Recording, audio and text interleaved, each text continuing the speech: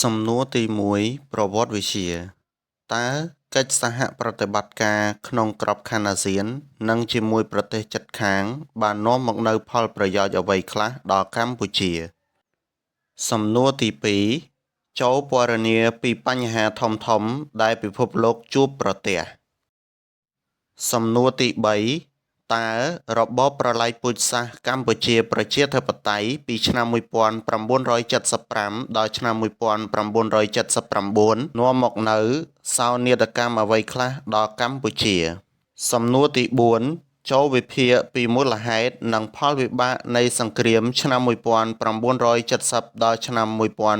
1975ក្នុងរបបសាធារណរដ្ឋខ្មែរសំណួរទី5ចូលវិភាគពីសមិទ្ធផលផ្នែកសេដ្ឋកិច្ចនិងសង្គមដែលប្រទេសកម្ពុជាទទួលបានក្នុងការអភិវឌ្ឍប្រកបដោយសន្តិភាពចម្លើយទី1កិច្ចសហប្រតិបត្តិការក្នុងក្របខ័ណ្ឌអាស៊ាននិងជាមួយប្រទេសជិតខាងបាននាំមកនូវផលប្រយោជន៍ជាច្រើនសម្រាប់កម្ពុជាដូចជាកផ្នែកនយោបាយនិងសន្តិសុខត្រេ1កម្ពុជានឹងលែងព្រួយបារម្ភចំពោះរឿងគំរាមកំហែងផ្នែកសន្តិសុខនិងលែងនៅឯកាទៀតពោលគឺកម្ពុជាជាមិត្តជាមួយនឹងបណ្ដាប្រទេសដទៃក្នុងតំបន់ត្រេមួយទៀតកម្ពុជាមានសន្តិភាពសេរីភាពក្នុងតំបន់ព្រមទាំងអាចដោះស្រាយបញ្ហារួមជាមួយអាស៊ានបញ្ហាព្រំដែននិងបញ្ហានយោបាយក្នុងតំបន់ដោយសន្តិវិធីត្រេមួយទៀតកម្ពុជាមានកិច្ចសហប្រតិបត្តិការតាមតំបន់ព្រំដែនជាមួយប្រទេសក្បែរខាងពិសេសលើកកម្ពស់សេដ្ឋកិច្ចព្រំដែនដោះស្រាយបញ្ហាជនអន្តោប្រវេសន៍ឧក្រិដ្ឋកម្មឆ្លងដែនគ្រឿងញៀនត្រេមួយទៀត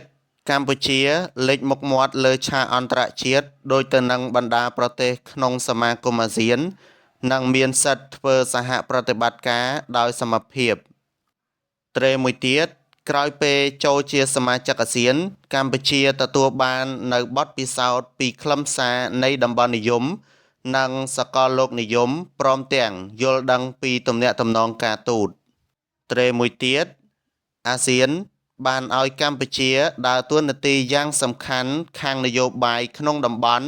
និងលើឆាកអន្តរជាតិចុចត្រេមួយទៀតកម្ពុជាជាម្ចាស់ផ្ទះរៀបចំកិច្ចប្រជុំបដូវវេនក្នុងនាមជាសមាជិកអាស៊ានដោយស្មើមុខស្មើមាត់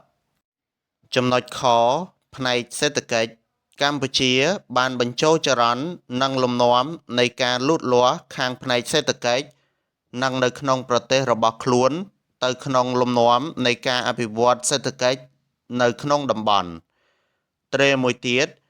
កម្ពុជាអាចវាស់បាននៅកម្រិតល្បឿនសេដ្ឋកិច្ចនិងធ្វើកំណែទម្រង់ផ្សេងៗដើម្បីឈានទៅរកទីផ្សារក្នុងតំបន់និងលើឆាកអន្តរជាតិ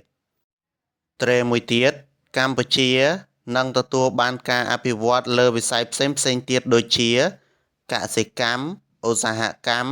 និងទេសចរណ៍បើករង្វង់ក្រចកការលុបបំបាត់ទិដ្ឋាការឆ្លងដែនក្នុងតំបន់អាស៊ានបិទរង្វង់ក្រចកវិញត្រេមួយទៀត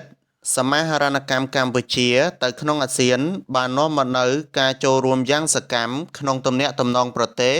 ជាសមាជិកដូចជាការចរាចរទំនិញសេវាកម្មដើមទុននិងពលកម្មដែលកើតចេញពីទំនាក់ទំនងយ៉ាងជិតស្និទ្ធនៃនយោបាយហិរញ្ញវត្ថុនិងសេដ្ឋកិច្ចត្រេមួយទៀតកម្ពុជានឹងទទួលបាននៅប្រាក់កម្ចីពីធនាគារអភិវឌ្ឍន៍អាស៊ីនិងបណ្ដាប្រទេសជាមិត្តទាំង9ក្នុងអត្រាការប្រាក់ទាបនិងមានរយៈពេលយូរត្រេមួយទៀតប្រទេសអាស៊ានទាំង10ជាទីផ្សារដ៏ធំមួយនៅក្នុងតំបន់ដែលមានប្រជាជនជាង600លាននាក់សម្បូរដោយវត្ថុធាតុដើមធនធានធម្មជាតិនិងផ្ទៃដីដ៏ធំទូលាយចំណុចគោផ្នែកធនធានមនុស្សត្រេមួយការផ្លាស់ប្ដូរបទពិសោធន៍និងការទទួលអត្ថប្រយោជន៍រវាងប្រព័ន្ធអប់រំវិទ្យាសាស្ត្រនិងបច្ចេកទេសថ្មីត្រេមួយទៀតនិស្សិតកម្ពុជានឹងទទួលបានអាហារូបករណ៍ទៅទទួលការបណ្ដុះបណ្ដាលទៅបណ្ដាប្រទេសអាស៊ានភាសាបច្ចេកទេសជំនាញនិងទ្រឹស្ដីត្រេមួយទៀតមានការផ្លាស់ប្ដូរគ្នាទៅលើផ្នែកចំណេះដឹងរវាងសមាជិកអាស៊ានទាំង10 ត្រេមួយទៀតការបណ្ដុះបណ្ដាលធនធានមនុស្សឆ្លើយតបនឹងតម្រូវការនៃទីផ្សារការងារជាតិតំបន់និងអន្តរជាតិធានាបានការអភិវឌ្ឍប្រទេសប្រកបដោយចីរភាពចំណុចខផ្នែកវប្បធម៌ត្រេមួយមានការផ្លាស់ប្ដូរនិងចែករំលែកគ្នាលើផ្នែកវប្បធម៌ប្រពៃណីទំនៀមទម្លាប់